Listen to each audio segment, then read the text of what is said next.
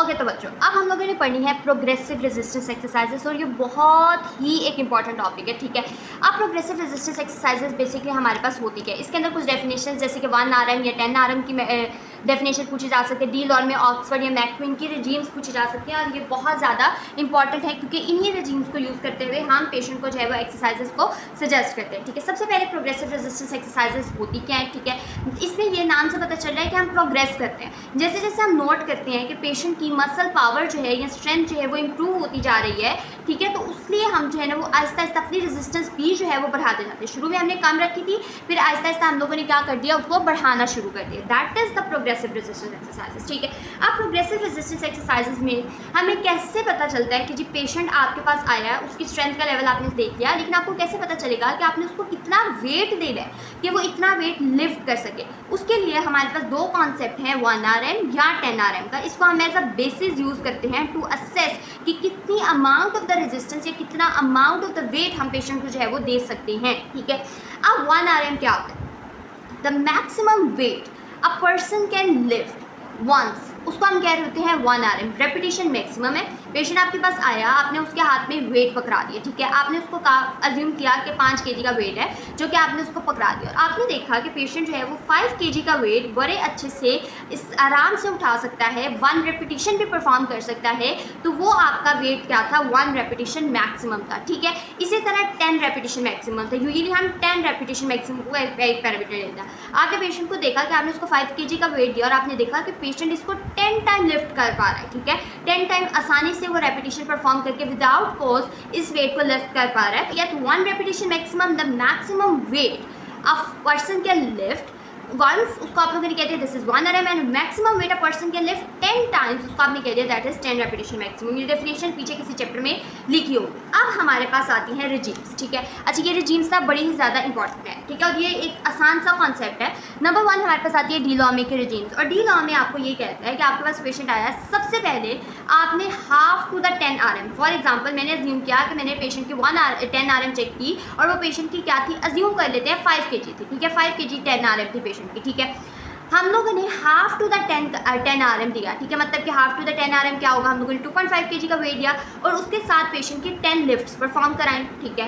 इसी तरह हम लोगों ने सेकंड टाइम भी ये किया और फिर लास्ट पे हम लोगों ने 10 लिफ्ट्स परफॉर्म कराएं उस वेट के साथ जो कि उसका 10 RM में हमें आया था, यानी कि 5 kg वेट के। पहले 10 लिफ्ट्स कराएं हाफ टू द 10 RM जो कि हमारे पास क्या था 5 kg, जो कि हमारे पास क्या था 5 kg का 2.5 kg दोबारा हम लोगों ने वही कराया और तीसरा हम लोगों ने वही कराया कि 10 lifts with the complete of the 5 kg weight, ठीक है। तो ये हमारे पास हो गया जो हमने अज्यूम किया। और इसमें कहते हैं 30 लिफ्ट्स 4 टाइम वीकली और हम लोग जो है वो वंस वीकली जो है वो रेपिटेशन मैक्सिमम को प्रोग्रेस करते हैं, मतलब कि इंक्रीज करते हैं। उसके बाद हमारे पास सेकंड आ गया है ऑक्सफर्ड टेक्निक।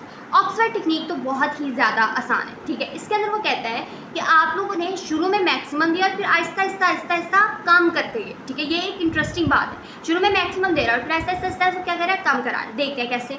वो कहते हैं पहले 10 लिफ्ट्स करानी है आपने 10 RM के वेट से, फिर आपने 10 लिफ्ट्स करानी है 10 RM के वेट से और माइनस कर देना आप लोगों ने 1 RM का वेट, फिर 10 लिफ्ट्स करानी है 10 RM के साथ, लेकिन आपने 2 kg आप माइनस कर 2 पाउंड्स माइनस कर देना, ये BS 10 for pounds, फिर आपने 10 लिफ्ट्स करानी है 10 और 3 माइनस करते, मतलब आपने माइनस करते जा रहे हैं और फिर इसके एंड पे क्या बनते हैं 100 lifts 5 time weekly progress to the RM daily, ठीक है।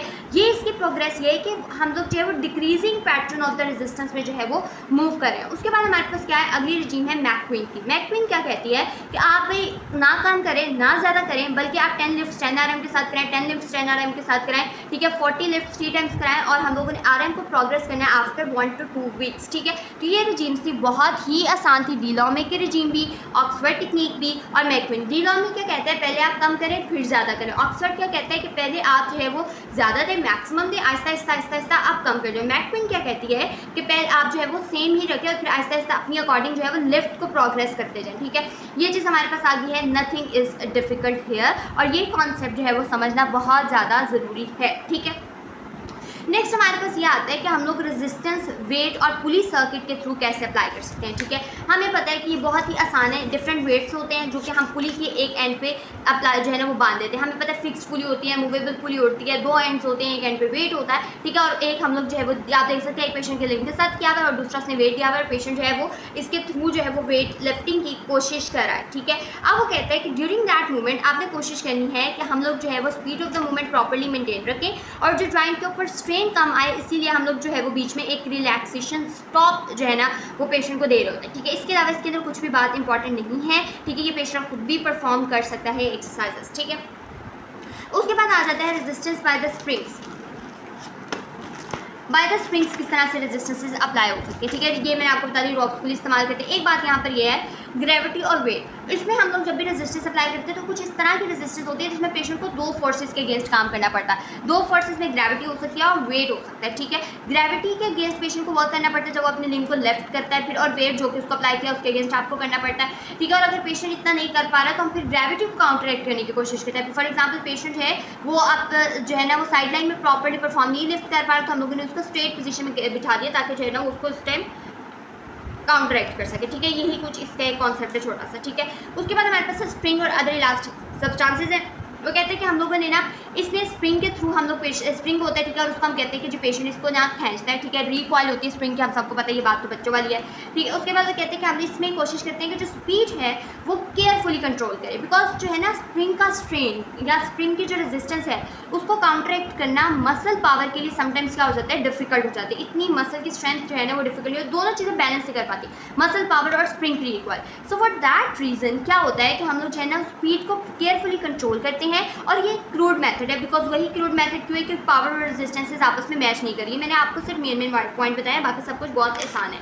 मेलेबल हम लोग जो है ना मेलेबल सब्सटेंसेस में क्ले, वैक्स या वेट सैंड वगैरह इस्तेमाल कर सकते हैं रेजिस्टेंस जो है ना वो अप्लाई करने के लिए। और उसके बारे में वो कहते हैं that is not a correct method. ठीक है, मतलब कि ये इतना कोई सूटेबल मेथड नहीं है रेजिस्टेंस अप्लाई करने के लिए, लेकिन इसका एक फ़ायदा ये है कि आप जो है ना इसमें वेरिएबल रेजिस्टेंसेस अप्लाई कर सकते हैं। और इसमें 2 फ़ायदे हैं, एक ये कि स्ट्रेंथ के लिए भी आप अप्लाई कर सकते हैं और हैंड्स को मोबिलाइज करने के लिए इस्तेमाल कर सकते हैं। फिर हमारे पास वाटर आता है। वाटर की बायोंसी जो है वो रेजिस्टेंस अप्लाई करती है। जब हम बायोंसी के अगेंस्ट मूव कर रहे होते हैं तो ऑब्वियसली वाटर जो है ना वो आपकी बॉडी पे डिफरेंट डायरेक्शन से फोर्स अप्लाई करो, और जब in the direction of the buoyancy apply move कर रहे होते हैं तो जो है हमें पता है सबको कि वो जो है वो आपको सपोर्ट कर रही होती है। ठीक है, ये चीज़ हमारे पास यहाँ से क्लियर होगी। अब हमारे पास नेक्स्ट टॉपिक आता है कि आपने प्रोग्रेशन कैसे करनी है। हमने प्रोग्रेसिव रेजिस्टेंस पढ़ ली, लेकिन अब प्रोग्रेशन कैसे करनी है। ठीक है, प्रोग्रेशन का क्या पैरामीटर है, कब आपको पता चलेगा कि भाई आप प्रोग्रेस करते हैं। प्रोग्रेस करने की कैसे कैसे आपको पता चलेगा, पता कैसे चलेगा, जैसे जैसे आपको लग रहा है कि पावर इंक्रीज हो रही है वैसे वैसे आपने सोच लिया कि रेजिस्टेंस